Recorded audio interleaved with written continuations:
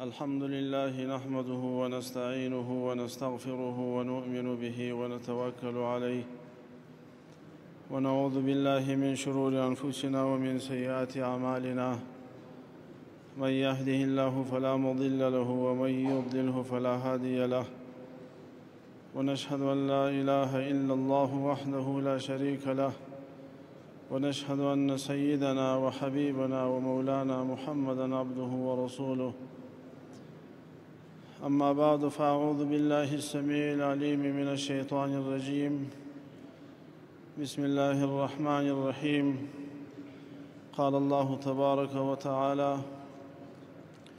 هو الذي خلق لكم ما في الأرض جميعا ثم استوى إلى السماء فسواهن 7 سماوات وهو بكل شيء عليم وقال تعالى وعباد الرحمن الذين يمشون على الأرض هونا وإذا خاطبهم الجاهلون قالوا سلاما والذين يبيتون لربهم سجدا وقياما والذين يقولون ربنا اصرف عنا عذاب جهنم إن عذابها كان غراما إنها ساءت مستقرا ومقاما والذين إذا أنفقوا لم يسرفوا ولم يقتروا وكان بين ذلك قواما صدق الله مولانا العظيم وقال رسول الله صلى الله عليه وسلم كاد الفقر أن يكون كفرا صدق رسول الله صلى الله عليه وسلم قدرمنو حاضرینو دا میز خو لري کېده دا چیز دا لري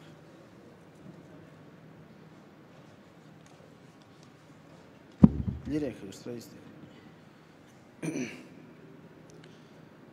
قدرمنو حاضرینو په اول قدم کې د افغانستان د اسلامي امارت د کابینې محترم وزیر صاحبان د پکتیا ولایت قدرمن والی صاحب د ولایت رهبری او د پکتیا پوهنتون رهبری قدرمن او معزز اساتذه چې د ټول افغانستان څخه راغلي او شیوخ کرام محصلین ټولو ته اولا السلام علیکم ورحمة الله وبرکاته الله تعالی جل جلاله دې وکړي چې ستړي سوي نه یاست او تر دې دمه مو پروګرام په ښه شکل باندې اورېدلی ستاسې د حوصلې نه ډېره مننه چونکې وخت ناوخته دی نه غواړم چې خبره ډېره اوږده کړم په لنډو الفاظو کې یو څو جملات یې ستاسې په مخ کې وړاندې کول غواړم په اول قدم کې به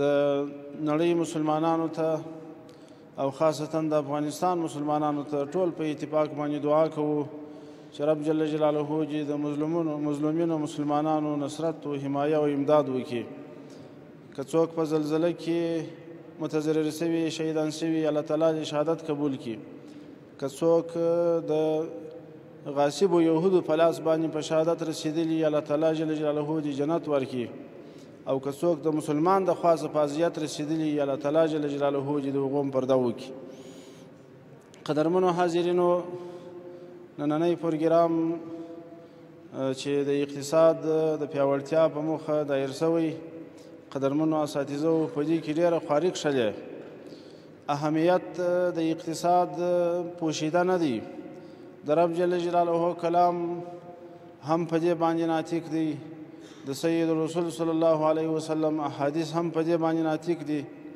خو خلاصه به دا ووایي چې الله پاک دا مځکه پیدا کړې او د مځکې موجوده منافع او فواید دا ټول د انسان دپاره تخلیق دي دا به د انسان یو غفلت چې هغه نعمت چې خداوند یې متعال ورکړی د هغه څخه سالمه استفاده نشي کولی نو دا د انسان مکلفیت جوړیږي هغه نعمتونه چې رب جل جلاله د مځکې پر سر ورته پیدا کړي یا د مځکې په نس کې ورته پیدا کړي هغه که معادن دي که اوبه دي که خاوره ده که هوا ده د یو ټولو څخه سالمه استفاده دا د انسان مکلفیت دی همدا ډول خاصتا اسلامی اقتصاد تر نورو اقتصادونو دا بهتري لري ماسیوا د دې څخه چې په اقتصاد جوړونه کې په رفاهیت کې او د خلکو دپاره په هوسا ژوند برابرولو کې دنیاوي منفعت دی، خو که په صحیح او سالم نیت باندې وسي، پر هغه شرعي اصولو باندې اقتصاد ته پیاوړتیا ورکول سي چې د الله تعالی جل جلاله شریعت یې وایي، بیا به په هغه صورت کې یو لوی عبادت هم وي. قدرمنو حاضرینو، پیغمبر صلی الله علیه وسلم د هغه تاجر په حق کې فرمایلي: التاجر الصدوق الامین مع النبیین والصدیقین والشهداء والصالحین. هغه تاجر چې صادق او امین تاجري، په ورځ د قیامت به د نبیانو او د شهداء او د صالحینو سره په ډله کې. نو دلته د ملک اسلامي دی، نظام اسلامي دی او خلک ملت مسلمان دی. د اقتصاد په برخه کې کوشش کول، اقتصاد ته ترقي ورکول، د دې مطلب به دا وي چې هم به الله راضي، هم به ملت ته نه رسېدلي او د مکلفیت ادا کېدل به وي. خو یو شی چې قدرمنو اساتذه ورته یې وایم، زموږ د اسلامي نظام روح او زموږ د اسلامي نظام پالیسي دا ده چې د وخت را روان یو، چونکې د مقابلې جریان دی. د مقابلې په جریان کې ډېره توجه هغه معنوي اړخ دی، د رب جل جلاله سره تعلق دی، الله تعالی ته دعاوې دي، شهادت دی، زخم دی، د دشمن وژنل دي، دا اړخ ډېرې.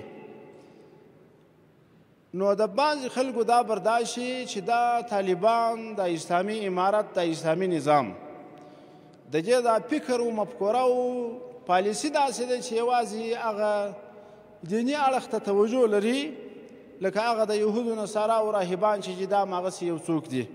نور د ملک ترقي و، د دنیا ترقي و، اسبابو ته توجه، دا د دې نظام په دغه کې نشته، په پالیسۍ کې نشته. خو کله وحاشا خبره داسې نه ده. دا ځکه وایم چې کوم وفدونه دلته راغلي دي، زموږ سره یې مجالس سوي دي یا د نورو مشرانو سره یې مجالس سوي دي، د هغو دا برداشت داسې سړی په پوهېږي، دا یې برداشت چې دا طالبان یوازې دغه طرف ته مخه ده چې د الله تعالی جل جلاله د دین اقامه ده. دا خو واقعیت دی چې د الله تعالی د دین اقامه، د الله تعالی جل جلاله د شریعت تنفیذ، دا حق د اولیت لري، د همدې دپاره پیدا یو. البته د دنیا ترقي، د ملک ترقي، د خلکو ترقي، خلکو ته هوسا ژوند برابرول او د اسبابو نه کار اخیستل، دا مو هم شرعي مکلفیت دی.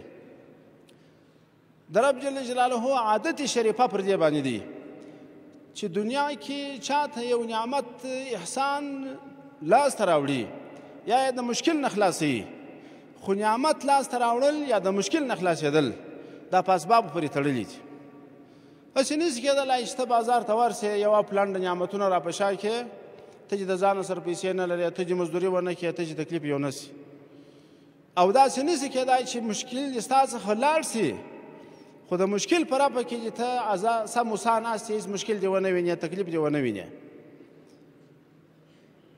خارق العادت په طریقه د معجزې خو داسې راځي چې کله کله اسباب کار نه ورکوي.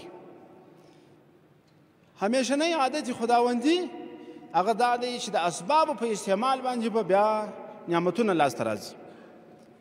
دا یو بل حالت و چې ابراهیم علیه السلام په اور کې لویږي او اور یې نه سوځي. د اور عادت خدا دی چې سړی ور واچوي باید وسوځل شي، هغه نه سوځي. د اوبو عادت دا دی چې سړی ور ولویږي غرقوي یې، خو چې موسی علیه السلام یې نه غرقوي، دا خارق العادت کار دی.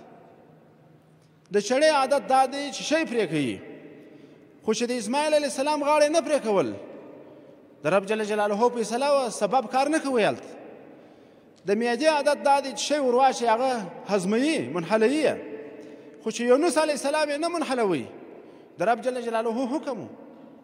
اسباب په بعضې مواردو کې کار نه ورکوي، هغه به یا کرامت یا به معجزه وي.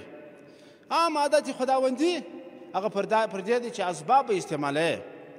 د اسبابو استعمال دا عبادت دی، خو پر اسبابو اعتماد چې دی هغه ناروا دی، ګمراهي ده، چې خامخا به تا دا سبب تا ته نجات درکوي، تا به خلاصوي. سید رسول صلی الله علیه وسلم ته الله رب العالمین څنګه فرمایي: هو الذي ایدک بنصره وبالمؤمنین. الله پاک هغه ذات دی چې په خپل نصرت ستا تایید وکړي او په مؤمنانو باندې. په معنوي اړخ کې خو د خداوند متعال نصرت دی، په ظاهري اسبابو کې د مسلمانانو حمایت. یا ایها النبی حسبک الله ومن یتبعک من المؤمنین، پیغمبره صلی الله علیه وسلم الله تعالی دې کافي دی او دغه مؤمنان چې ستا سره در سره دي.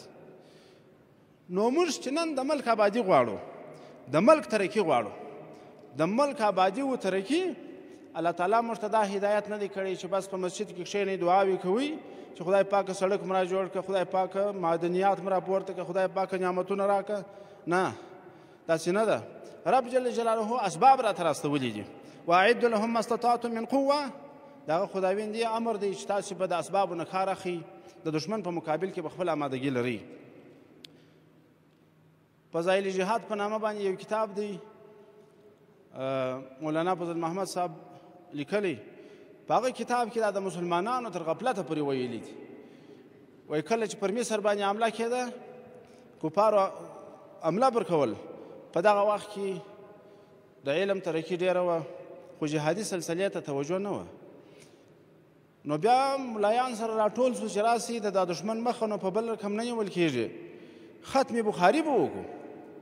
دوی په ختم بخاري باندې مصروف و، مصر یې ځینې ونیوی. په سمرقند و بخارا کې بیا د اذکارو سلسله ډېره وه. هلته چې کافرانو توجه وکړه، مسلمانانو ویل چې راسي ختم خواجګان به وکړو، په دغه رقم به کفارو ته ماته ورکوو. په هغه ختم خواجګان مصروف و، منطقه یې ځینې ونیول. نو رب جل جلاله معنوي اړخ راستولی، خو په اسبابو یې هم مکلف کړي. اوس که یو سړی راولاړېږي ځان ته دا خبره بانه جوړوي چې زما توکل پر الله دی، بس الله پاک به دا مشکل حلوي. دا سړی چې دی غافل دی، دا سړی ټمبل دی، ځکه دا خبره کوي. د اسبابو استعمال وکړه، بیا توکل پر رب جل جلاله وکړه، اعتماد پر دې اسبابو مه کوه. او د اسبابو نه استعمال، د اسبابو څخه غفلت، دا د الله تعالی د نعمتونو ناشکري ده. نو قدرمنو، نن په افغانستان کې اوبه لرو، په افغانستان کې معدنیات لرو، خوږه خاوره لرو، ښه هوا لرو، هر څه اسباب برابر دي. که موږ دغسې لاس در ځینې ورته ناست یو، بیا به داسې چې د رب جل جلاله د راکړل سوو نعمتونو به موږ غفلت کړي، اسباب مو نه استعمال کړي، الله تعالی به راڅه ناراضي. او که موږ لاس به کار سو، هم به د خاورې نه سالمه استفاده کوو، هم به د معدن نه سالمه استفاده کوو، هم به د هوا نه سالمه استفاده کوو، هم به د اوبو نه سالمه استفاده کوو. د یو استاذ دا جمله مې ډېره خوښه شوله، وایي دومره اوبه هم نه لرو چې یو موسې، خو دونه کمې اوبه هم نه لرو چې کفایت نه راته کوي. یوازې دې ته اړتیا ده چې موږ اوبه په صحیح شکل باندې مدیریت کړو. او دا واقعیت دی. د افغانستان په ډېرو طرفو کې ګرځېدلي یو، داسې حالت مو هم لیدلی دی چې د همسایګانو سره هم مرزه یو. د مرز دې خواته چې کومې اوبه د همسایګانو خواته روان دي، د مرز دې خواته نه درخته سته، نه شتنګیا سته، وچ غرونه دي. خو چې سترګې داسې ورواړی، په سترګو معلومات کېږي، یو جنت وطن معلومېږي هغه خواته. دغه اوبو څخه سالمه استفاده په دې خوا کې هېڅ نشته. دا مو هم لیدلي چې د لوی دریاب پر غاړه باندې زموږ د ملت مسلمانان پر مرکبونو باندې خپلو د څښلو اوبه وړي، دومره آمادګي نه لري چې د خپلو اوبو نه سالمه استفاده وکړي. نو قدرمنو اساتذه وو، د اسلامي امارت د مشرانو حرص تاسې ولیدئ. د قدرمن خلیفه صاحب محترم دا جمله مو هم واورېدله، لکه څنګه چې موږ د دشمن په مقابل کې بې پروا وو، همداسې به د وطن په جوړولو کې داسې بې پروا یو. دغسې په کامل توکل باندې به ولاړ یو، په بې پروایي باندې به وطن جوړوو. نو په کار دا ده چې زموږ ستاسې قدرمنو اساتذه و د خوا څخه هم کامله توجه وسي. اسباب د مشرانو په لاس کې دي، مسؤلیتونه دوی ته راجع دي. قدرمن استاذه، نقشه ستا کار دی، تحقیق ستا کار دی، څېړنه ستا کار دی.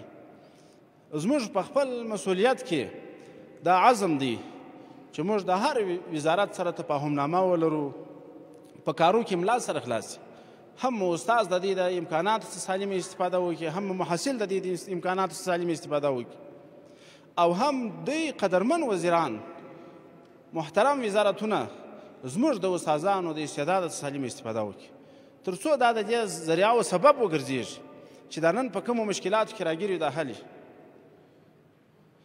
اقتصادي پیاوړتیا چې یو ملک ولري په نظامي ډګر کې به هم کوي، سرحد به دې هم محفوظ وي، ډاکټر د لحاظه به هم کوي، په هر میدان کې به دې بل ته لاس نه نیولی، په دوا کې بل ته مجبوروي، په ډاکټر کې بل ته مجبوروي، د نظامي اسبابو په لحاظ باندې کمزوري یو. خو که موږ اقتصادي پیاوړتیا ولرو دا ټول مشکلات به ورسره حل وي. هم به مو ملک ساتلی، هم به مو د خلکو د ژوند د ښه آبادولو دپاره کوشش کړی، مسؤلیت په ما ادا کړي، او هم به د دښمنانو د اهدافو څخه محفوظ یو، د حاجت سلسله به مو ختمه سوي. نو الله رب العالمین چې تاسو ته اجر درکړي قدرمنو اساتذو چې دا ابتکارات مو کړي دي، دا سلسله به دغسې جاري ساتو، تحقیقاتو لړۍ به مو ادامه لري، په نورو بخښونو کې په نورو رشتو کې به دا مسله روانه تر څو د الله رب العالمین زموږ ستاسې داسې یو حالت په نصیب کړي چې هر مسلمان ورور او د ملک سړک و، صحت و، هر څه مو اوبه و، برق و، هر څه مو فعال وي. خو ستاسې قدرمنو اساتذو په تحقیقاتو په زحماتو به دا څه کېږي. الله تعالی مو آباد و خوشحاله ولره. السلام علیکم ورحمة الله.